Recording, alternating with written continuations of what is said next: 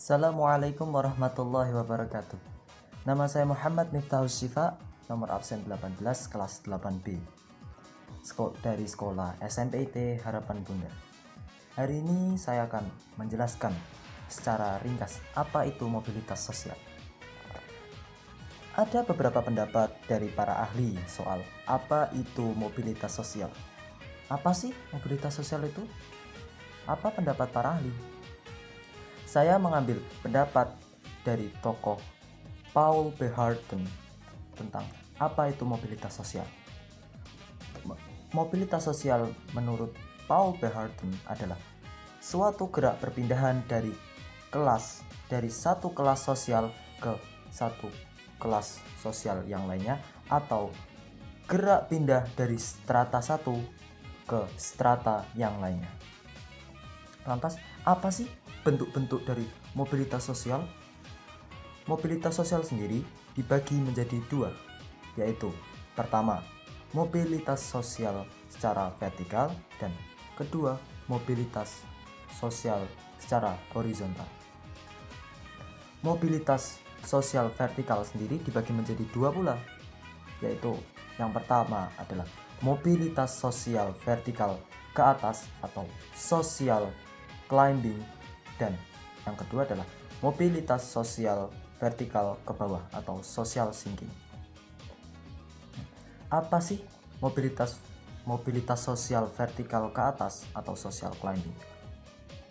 Yaitu adalah naiknya orang-orang berstatus sosial yang dari rendah ke sosial yang lebih tinggi, atau lebih mudahnya, naiknya orang-orang berstatus sosial yang rendah ke status sosial yang lebih tinggi. Dengan contoh misalnya dari guru honorer menjadi guru tetap, dari guru tetap menjadi kepala sekolah. Kelas sosial mereka naik. Nah, yang kedua adalah mobilitas vertikal ke bawah atau social sinking, yaitu adalah penurunan status atau kedudukan seseorang.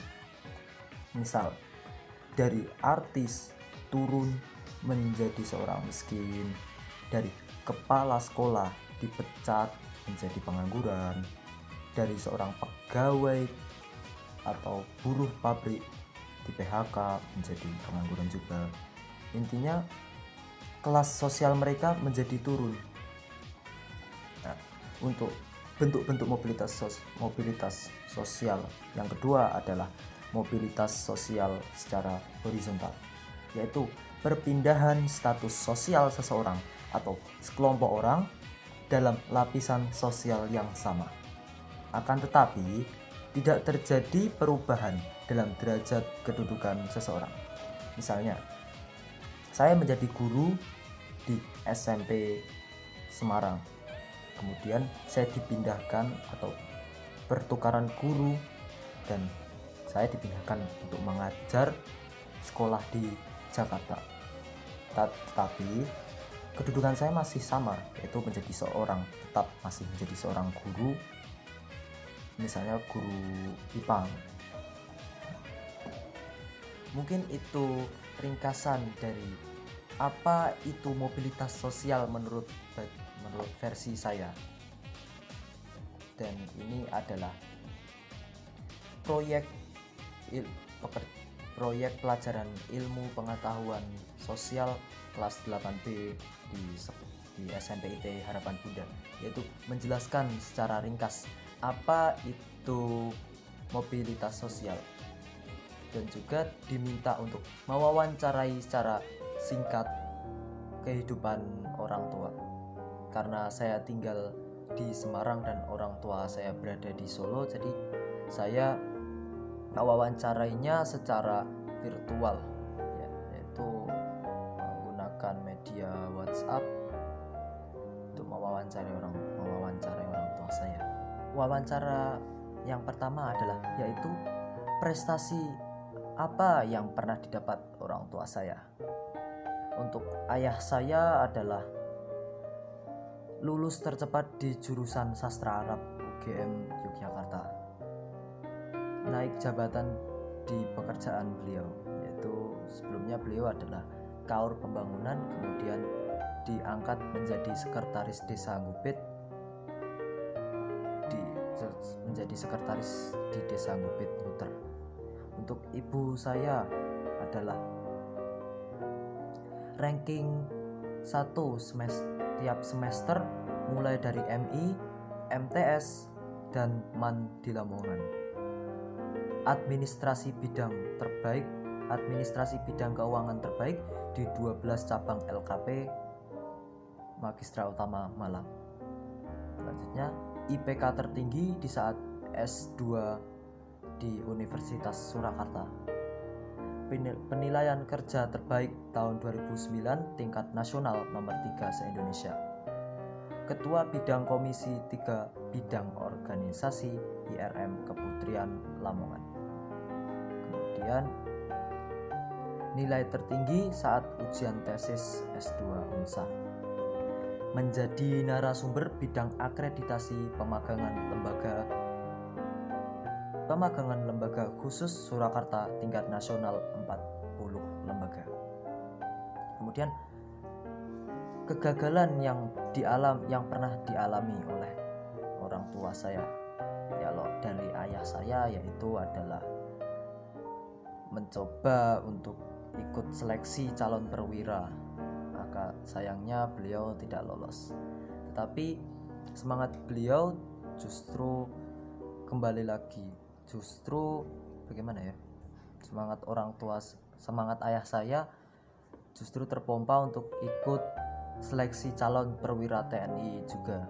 Akan tetapi beliau juga tidak lolos karena berat badan yang kurang. Kemudian usaha ternak yang tidak berkembang, bahkan tidak berlanjut. Kemudian bagaimana cara mereka bangkit dari kegagalan yang pernah mereka alami? Kalau dari ayah saya yaitu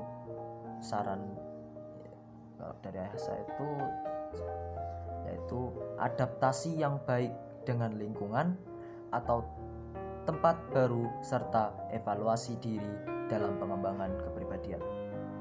Terus bangkit dan belajar kembali untuk lebih kreativitas dan mengasah kepandaian. Meningkatkan daya saing dalam berpikir positif, terutama mengikuti perkembangan zaman. Untuk ibu saya, cara ibu saya bangkit dari kegagalan yang pernah dialami adalah evaluasi diri dalam pengembangan kepribadian. Kemudian selanjutnya, tips atau pesan dari mereka agar kita sebagai anak-anaknya dapat sukses dalam kehidupan, baik di dunia maupun di akhirat, yaitu adalah terus meningkatkan ibadah, dan apabila kita mampu menambah bobot ibadah kita. Yang kedua adalah terus belajar dan tuntutlah ilmu sampai tercapai apa yang dicita-citakan. Yang ketiga, kompetensi keterampilan terus diasah dan dilatih terus-menerus. Yang keempat adalah jangan pernah putus asa dalam meningkatkan kreativitas dan inovasi. Selama masih bisa berkarya dan masih punya waktu yang luang. Yang kelima adalah tetap bersyukur dan selalu berusaha serta berikhtiar kepada Allah. Mungkin hanya itu dari saya yang bisa saya sampaikan. Apabila ada tutur kata yang sulit untuk dipahami, berbelit-belit, atau bahkan tidak sesuai dengan kaidah kebahasaan, saya mohon maaf sebesar-besarnya. Wassalamualaikum warahmatullahi wabarakatuh.